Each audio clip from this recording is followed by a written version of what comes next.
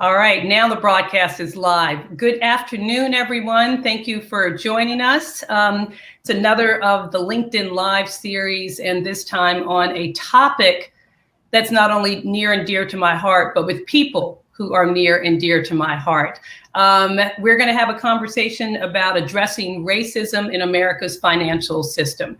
I have with me as my guest Melissa Bradley, who is the founder and the president of 1863 Ventures and Properties, and Maxwell Young, who is the intellectual property manager for our financial services team. And you can read about them, their backgrounds, but I'm going to tell you how I know them. Melissa's history and the impact that she has had in our community is remarkable. Her definition is new majorities. I call them emerging majorities, but I met Melissa and I run into Melissa over the past 5 to 7 years doing the same thing, helping people make money. And helping people make money and then talk about what you do with that money and the responsibility of that money. That's the first time I met her. And every time I've seen her over the past 5 to 7 years, she's been doing the same thing. So if I don't get a chance to say it at the end, thank you for everything that you do, because you are truly making a difference. Now, my friend Maxwell, let me tell you how I met Maxwell. Maxwell is in our financial services division. He leads our international properties unit, and he is the reason that we are here today. But I met Maxwell when I was the president of the Washington office. Yes, Maxwell, I'm going to tell the story. And I thought it was important that I reach out to the interns. So I went to the back area where the interns were housed, and I'm introducing myself and I'm welcoming everyone and telling them how excited I am. And all of a sudden, this young brother speaks up and he was like, "Well, nice to meet you, but who are you?" And I was like, "Oh, okay. One, do your homework. Two, I love you for asking the question." And because Maxwell is so good at asking questions and being inquisitive and wanting things to be better, and recognizes the platform that he has working at Edelman is to drive change. So I'm going to flip the switch a little bit. Rather than me hosting this session, I'm going to ask my friend Maxwell to host the session, to ask Melissa and I whatever he chooses. But I'm going to start by saying, Maxwell, this was your brainchild with the strong support of your colleagues like Lex Savanto and Deidre Campbell, Sean Neary, always. So let's start by telling us why you thought this was important and what you were hoping to achieve with this piece of research that we have conducted and we're talking about today. Yeah, so first of all, great intro. It's a pleasure to be here. Everything is full circle right now. This is truly, it makes me happy to be here right now with both of you. We're here today because we're talking about the latest IP, Money in Color, Addressing Racism in America's Financial System. And this stems from a lived experience, for all of us. But there are many Americans who are experiencing two separate realities within financial services. And for me, this research is a long time coming, over 1.5 years of preparation. And the inspiration, like you said, people like Lex, people like Deidre, but the DXI and trust teams, people like Victor Pachenko, who I have to name names, like David Bursoff, like Chris Donahoe, who have been truly instrumental in helping shepherd this research. But the lived experience, of the past year we've seen from Black people and from people of color writ large are under attack, and for me, for myself at Edelman, we have the opportunity to provide counsel to companies to help mitigate this challenge, this danger that we have. And so for me, with finance, I'm living this experience as a Black person, but as a counselor of financial services and financial services professionals, to understand the system in which inequality exists. That's important. It's important for my counsel. It's important for the counsel of my colleagues as well, and to allow our clients to understand the historical context in which they live in and how that is showing up in contemporary times. That's the extent of it. And so I think this conversation is great because we have the counselors and myself and Lisa, but we also have Melissa Bradley, who represents the private equity side of things. When we talk about inequity, we really want to talk about the action items, the solutions to solving these inequities, to understanding the bias and discrimination that exists.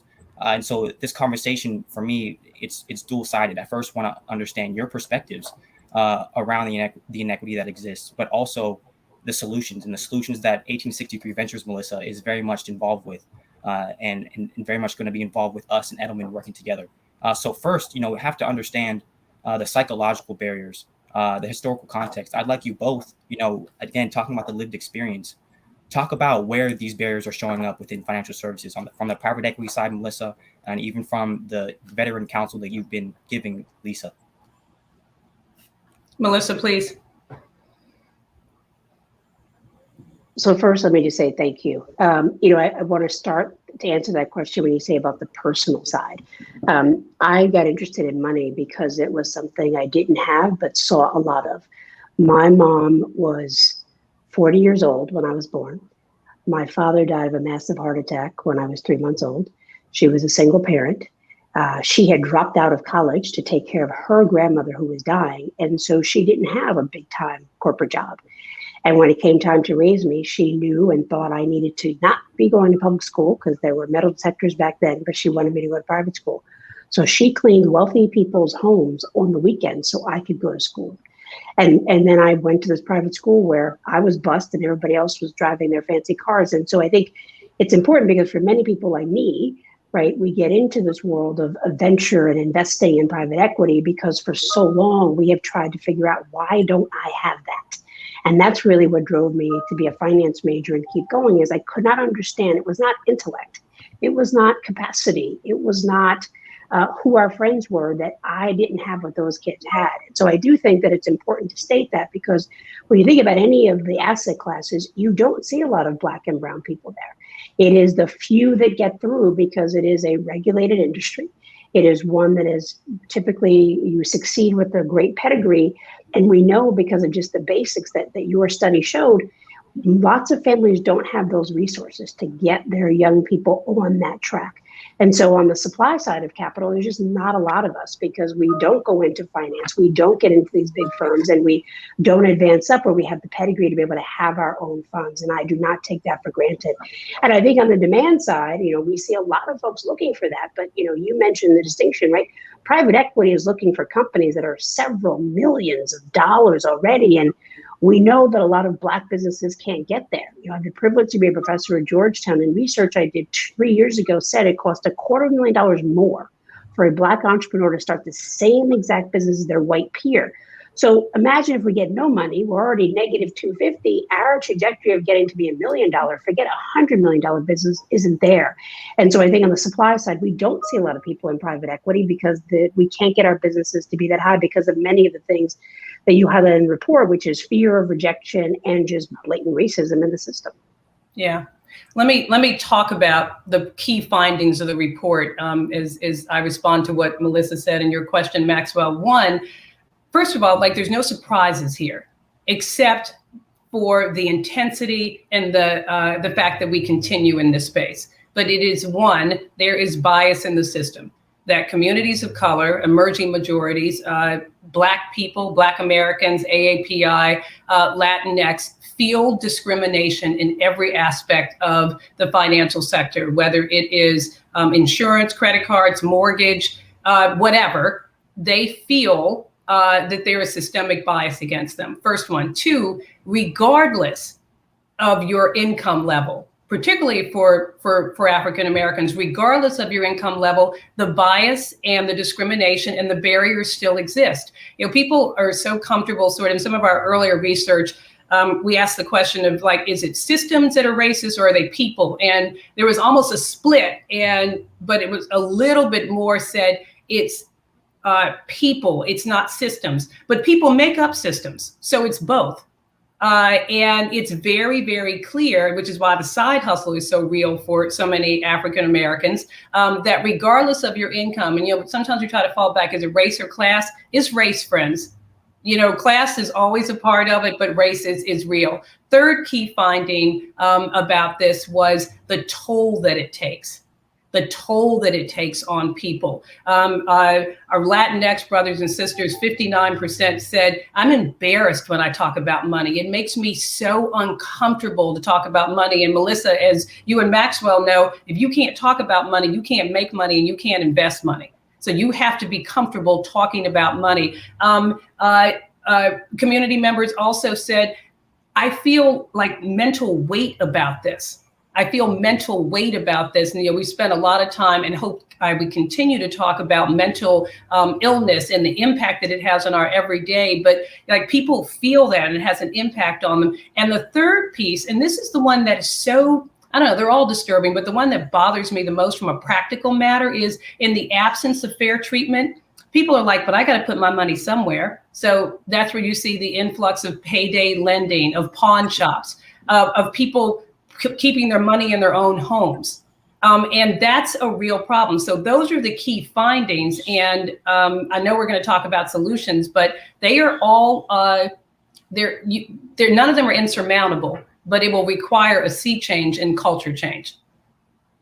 Yeah, you're hitting on all the points. And again, I want to reiterate that our research addressing racism in America's financial system is out right now. It's hot off the press. You can get this today. Lisa wrote a great POV, a great op-ed, elucidating the findings that we have. But there are so many facets to this research, and you're going to continue to see different cuts of what we're finding, because for every demographic, there are different stories. We see the disparity. And I think for me, one of the surprising pieces of data, as you were saying, is the emotion, understanding that even the Latinx community is finding these outsized sort of emotional barriers to money.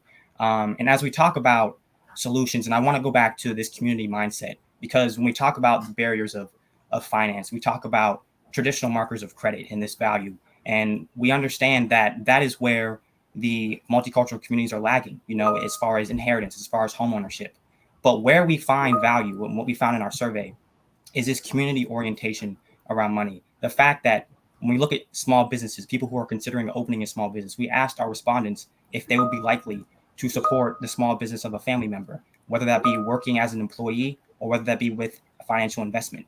We also understand that the majority of Black people, 51%, have a side hustle. And the side hustle was the actual word we probed in the research, which I think is so great. But understanding that there is small business potential within the multicultural communities, the Asian and Latinx communities were not far behind in these responses. And so, Melissa, I ask you, as the representative of the private equity sector, as someone who's trying to elevate Black business and the ecosystem in which it operates, talk about what is necessary. You offer research and resources around supporting Black business, Black funders, and this is research for our white audiences and multicultural audiences as well, to understand what comes with a small business, with a multicultural business. We were having conversations about the fact that it's not just tech. There's consideration of the tech industry. It's more than that. Black business, multicultural business is so multifaceted. Part of the context that we have with Money and Color, our research, is that the Asian small business sector is number 2 as far as total transactions at 863 billion. That's the most among multicultural audiences. So, Melissa, I ask you the perspective of private equity and small business. Tell us what that's like. Yeah, so it's interesting because you talked about credit scores, right? And I think, to start a business, you need a risk tolerance for your own personal life, because you will be working hard. You need to have some friends and family or some people you can hire, and you definitely need to have capital. What's interesting is that the credit score was started in the 1950s as part of the merchant group, which was designed to keep Black people from buying in their stores. So when a gentleman, John Lewis Jr., wrote like structural racism, that's where it started, right? That the credit score was based to keep us out of stores and not being able to purchase. Now, of course, we know, fast forward history-wise, we ended up having places like Tulsa, Oklahoma, where we realized if we worked together, then we would be able to have very viable businesses. And I think, today, I think there's really 3 key factors when we talk about, how do you grow a business? I think one is whether it's a side hustle or not, that there has to be a risk tolerance. And a lot of that is how we were raised. By the grace of God, my mom said, you can do whatever you want. But I know my friends' parents said, you better keep that good government job. You better keep, and so I do think that there has to be an ecosystem and support that says it's okay, even if it's part-time or full-time, because we are not, I would say, overly risk tolerant when it comes to our financial well-being, because let's be clear, we don't always get control of it, right? Our money sits somewhere else. They decide, and we can take it in and out. So I think that's one thing. I think the second thing is having access to capital. And I think, we saw just in the COVID crisis that most Black small businesses couldn't get access to money because we don't have traditional relationship with financial institutions, right? 40% of our, or more of our businesses have relationships with fintech companies. And so once the second round of PPP was allowed to use fintech companies, you saw a dramatic increase. And the Fed has noted that. The Fed has noted that Black businesses are using fintech platforms more. I think that's an opportunity to really think about how do we leverage these platforms and how do we push information to educate and train them. I think the third piece around businesses that I think is inherent is not just access to capital, but access to markets. And so even if you get the money, there are still places that don't sell our products and services. We have the amazing work of Target and others said, I'll make this commitment. You have the 15% commitment, but it's a shame that we're still fighting to get into marketplaces, which drives business. So I think, the solutions are improve supplier diversity, looking at procurement strategies from a corporate perspective. I think there's policies. I'm so excited about the NASDAQ now requiring companies to have at least one woman and one person of color, LGBT community. I'm gonna check the box because I feel all those. And so I just think it's important that there's a policy piece, right, that doesn't allow money just to be willy-nilly without some accountability, and that we hold companies responsible and create a level of transparency. I think when you talk about this, and Maxwell, when you cite those numbers, this is where like you could just be enraged. And what it is, it's a travesty. Like any civil society exists and runs well when it's financed. And by creating these barriers and this unwelcomeness of our money, of color money, is like you're dismantling and you're hurting a system that could be using this money. And again, when we talk about when people are not putting it into the system because they don't feel comfortable, that's a loss for everybody. That's a loss for American industry. That's a loss for the American financial institutions that keep us alive and keep us well. And what's fascinating about it is we know how to make money. We've been making money. Tulsa, you already talked about. I mentioned yesterday, the first female millionaire in this country was a Black woman. We talked about hair care earlier, hair care products. I was in Durham during the summer and happened to be walking. It was like Black Wall Street. It was like, who knew?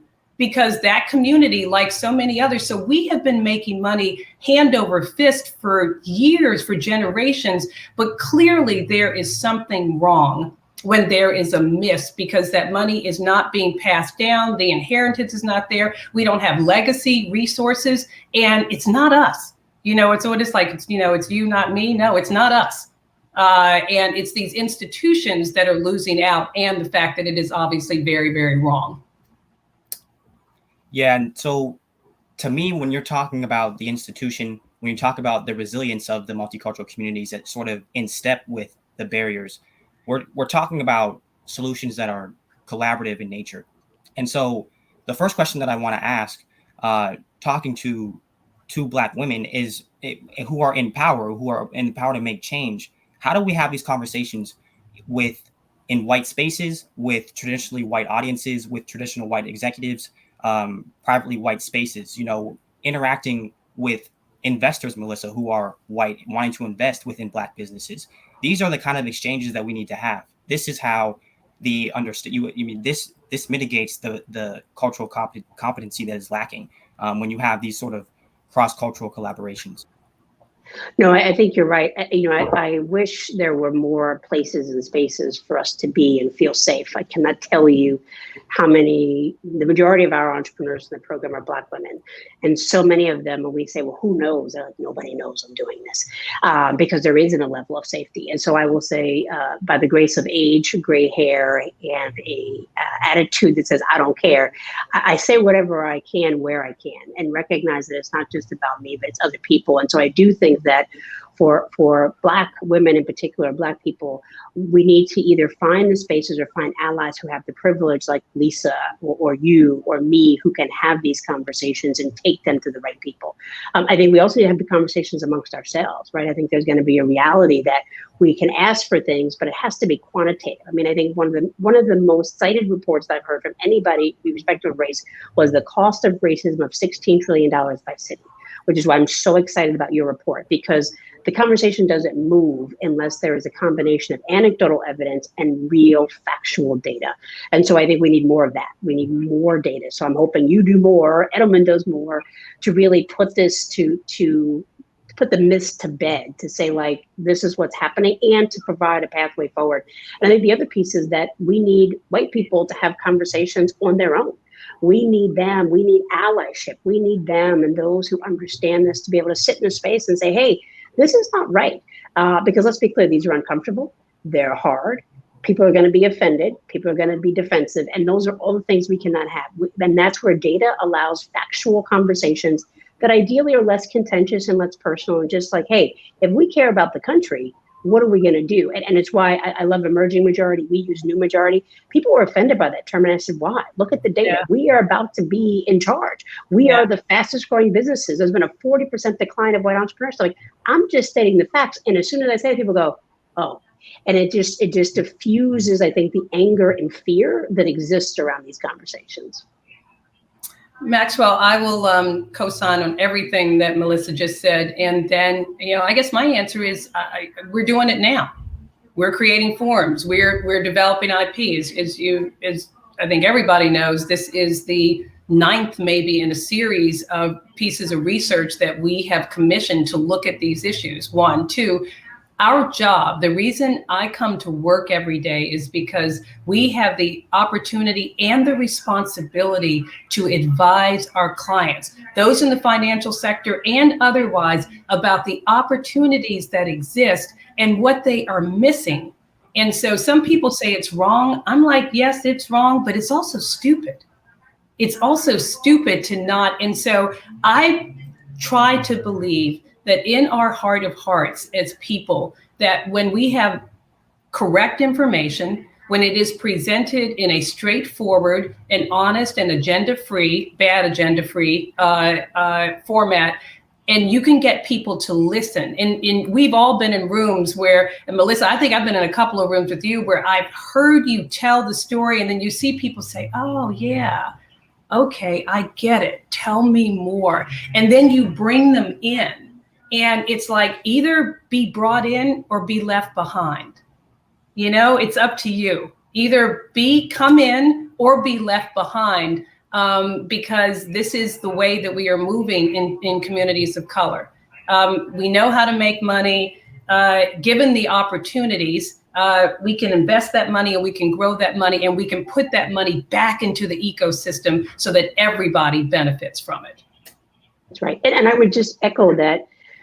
Part of this, I know that some folks in the chat were saying, we have to be careful that we not put us all together. Not all Black people are alike, not all Black and brown are alike, and I get that. But I do think we need to leverage where we can and recognize that, what you just did and in this report is very much not necessarily limited to the United States. I mean, if you go anywhere in the world, people of color running stuff.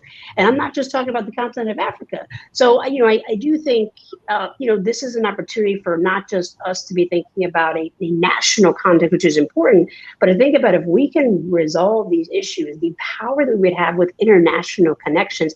I don't know if you saw, but I haven't seen a lot of the Olympics, but I saw a brother from the Ukraine, and I was like, what? And there he was just talking. And I was like, but we are everywhere. And so I do think it's important that we understand the power that we have despite the negative data, and start to thinking about how do we leverage that power even internationally so this becomes exponential. Yeah, I can't look at the chat and look at the same time because it throws me. But for whomever talked about this, we always make a mistake of treating communities like they're monolithic. Like there isn't a white person. It's a wide array. Black people, wide array. Latinx, a wide array. API. And so, yes, absolutely. None of us are monolithic. But the data indicates that regardless of whether me as a CEO of the largest public relations firm or my cousin, Nisi, who doesn't have the same financial opportunities or resources that I do, we're treated the same when we go to the bank. Yep. So that's important to know. We are treated the same when we go to the bank. And I have the resources and the opportunity and the influence to fix it, and Nisi may not. But according to not just our data, but anybody's data, we are all treated the same under those circumstances. Yeah. And again, like the compounding nature, I think, of the research that we've seen from Money in Color, but we have to acknowledge that while, we're not a monolith, people are not a monolith, Black people are not a monolith, and so on and so forth. There is, I think, so much about our research in the context of the American dream and the American dilemma. Like there's research that talks about the level of attainability. How attainable is it to buy a car, to retire, to have insurance? And that's where we see the lack of the home ownership as well. And we see that, for me, this research is exciting because we see that the racial wealth gap, it exists. And as Lisa was saying, this is not a matter of, is it a matter of income or race? It is a matter of race. We have controlled in our research for income. And as Lisa was just saying, no matter where you are in this financial continuum of things, Black people are treated worse off. And if you make more money, they're treated more worse off. That feeling is exacerbated. That doesn't mean you can't do your thing, because we all are. Exactly. But the ease with which you can do your thing is different. So I don't want to, the importance of this research, and Maxwell and his team really push this, is that, yes, we talked at length about all of the issues, but what are the solutions? So I can talk about, from my perspective, what the research says and solutions. Melissa, I'm sure you and Maxwell will have thoughts too. But one is make sure that your workforce is representative of the world around you and your customer base. And so it's diversifying your workforce. It is, two, related to that, making environments more welcoming. We have people, when we did the research, who were saying, I walk into a financial institution and I'm not spoken to, or I'm treated differently. I talked about the mental impact that has had on people. Three, look at how you're assessing information. Look at how your decision-making process is, and see where bias exists and eradicate that bias. And then related to that is learn how to mitigate these risk assessments. And so train people to weed out, first to identify and to weed out. And this is not in our research. This is just me from experience, that I would say to all of us: get comfortable with money. Get comfortable with money. Know how to make it, know how to leverage it, know how to use it, know how to share it. I can't talk enough about that. Know how to share it, and to enrich the lives of others and ease the pain of others with your resources. But you have to be comfortable with money regardless of the environment that we are in. Yeah, those solutions that you're talking about, they are advanced, and they're also trivial. To create an inclusive environment is to acknowledge that other people have differences, to understand those cultural competencies. And for me, that we polled people, it would be helpful to people if, when they walked into a bank, that the teller, the accountants, and the financial professionals and advisors would say hello, just to be greeted with a hello. That would completely change their approach, their orientation to financial services. It's also about DE&I training, diversity, equity, and inclusion. It's about that. It's, as Lisa was saying, it's about the lending practices, and the allyship is so important. And we've seen that, I think, very much over the past year with what's happened due to COVID and due to the George Floyd and Breonna Taylor unrest. But that has to continue. We've seen in our this research, Money in Color, and other racial equity research, that constructive change is important. It's not just about making the acknowledgement that this exists, like research. It's also about enacting constructive and intentional change. That, to me, is the most important part. So research is the foundation. It's the foundation to understand this duality that exists for people of color and for white people. And so, to close, first of all, I want to thank you both for being here. But I also want to ask Melissa, for 1863 Ventures, for being such a driver of the new majority and for promoting our businesses. What is next for 1863 Ventures? But more importantly, what do you see the future of Black business becoming in the next 10 years? Yeah, so I'm excited about this one. You know, I want to echo everything you said in terms of advice, because we regularly ask our entrepreneurs, what do they need to be successful? And the three big quick takeaways were, they need people to believe in them. They need people to understand their differences, and they need them to be creative in their products and their processes, but not in their return, because our folks know that we can make money. We're excited because we have a mission to create $100 billion of new wealth by and for new majority communities by 2030. And what is exciting about that is that we're making our way, but that the ecosystem has gotten so much larger. There are over 10 new funds founded by Black people. There are Black GPs who are controlling capital. Therefore, I echo Lisa, do not be afraid of it, because now we have access to it. I'm excited because with COVID, unfortunately, we have had a lot of people leave their jobs or lose their jobs. They're probably leaving their jobs because of their own racial awakening. But we've got a 40% uptake in entrepreneurship, particularly amongst Black folks. And so I expect to see new Tulsas popping up all over the country. And I also would say, I think that while there is this move and expectation of tech, we want to recognize that less than 20% of Black businesses are tech companies. And so the unique piece of this for your audience is you get to support these businesses. They're selling t-shirts, they're selling mugs, they're selling makeup, they're selling juice, they're selling food. So like, go support them. And I think that's huge, because these are businesses that are relatively low barrier to entry, relatively low cost to start. But, you know, we've got multi-millionaire businesses. So I'm excited that it's not just us. There's an ecosystem. There are other people not just saying the word minority, but reflecting our power, and that the data continues so that other people don't know this isn't personal. This is really important to invest in us, because we are the economic future of this country. Our country was built on us as slaves. This country will survive and thrive because of us as investors and entrepreneurs and CEOs and others who will drive the economy. And people just have to get comfortable with that.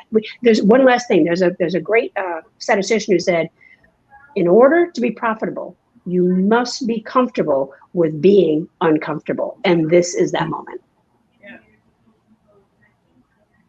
That's the best ending I've heard. So I think if we're smart, we will wrap it right here. Thank you, everyone, for joining, for finding time to be with us. Maxwell and Melissa, I mean, what can I say? Keep doing your things, because it's making a difference. And everyone, we'll see you next time. Appreciate your time. Bye now. Thank you. Take care.